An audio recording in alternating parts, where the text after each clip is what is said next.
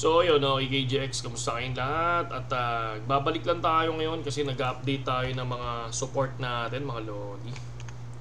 Nag-update tayo ng mga support natin. Ano ba to? So nasa ano to? 6, baliktad pala. 462. Yan. So yan. So ngayon mga idol, no, ito yung pinaka-support natin ngayon, itong area na to. So C67, 462 mga lodi. Okay?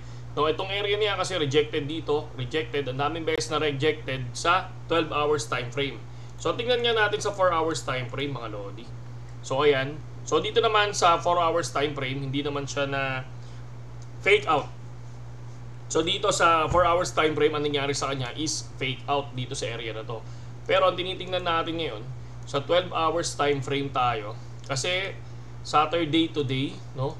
So titingnan natin yung 12 hours time frame natin, dito tayo guguhit. So kung mapapansin nyo mga lodi, no, nakakatulong yung mga ginuguhit natin na kung saan madali natin nakikita yung mga possible na pwede nating gawing TA mga lodi. Katulad nito, pwede tayo mag-TA dito sa area na to.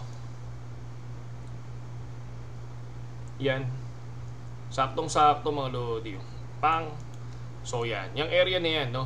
Kung mapapansin nyo, possible na pag lumagpas dito sa area na to, 6841, 68417, pwedeng lumipad yung value, no? Pwedeng umangat kasi tatlong beses siya na-reject dito sa area na to. So 1, 2, 3, 4, apat pala, no? So ang magiging TA natin dito, mga lodi, no? So sulat ng sinabi ko, syempre 68499 mga lodi. Dito tayo babanat. 68499. 499. So ayan siya. Yan yung ating resistance dito sa area na ito. Yan. So ayan siya, no? Si 70, so ito yung next resistance natin once na nakuha si 68499 at lumipad dyan, kalahati mga lodi, TP na kayo dyan. And then hintayin nyo tong 70. And then after ng 70, meron tayong 71, 400, tapos yung all time natin na 72886 mga idol. Okay? Pagdating dito sa all time, dito parang sinasabi natin na dito tayo mag high margin mga lodi, no? So tingnan natin kung ano yung possible na nangyari kasi kung titingnan nyo to, rejected tong candle na to.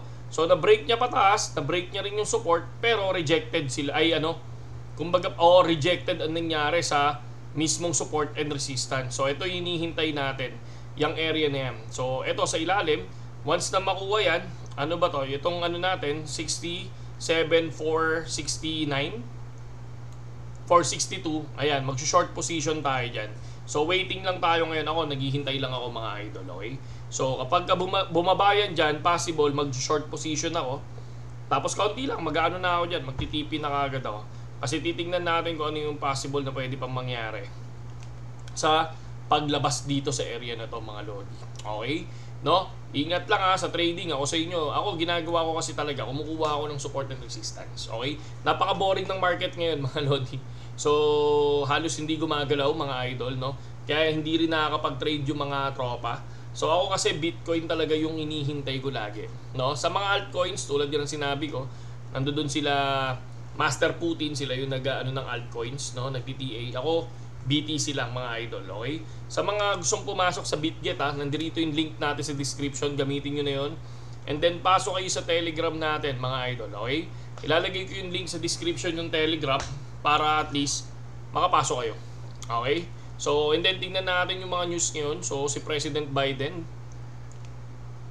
allow highly regulated financial firms to hold Bitcoin and crypto. Tapos si Donald Trump naman, mga lodi, campaign says raised 34.8 million in small dollar donation since convicted. Pero may nakita akong isa So, Trump coin airdrop is open for 24 hours. Uy, drop your Solana, Sol address below. Retweet. Ito si ano to. May gustong magpa-airdrop mga lodi pero hindi si Trump yan mga lodi.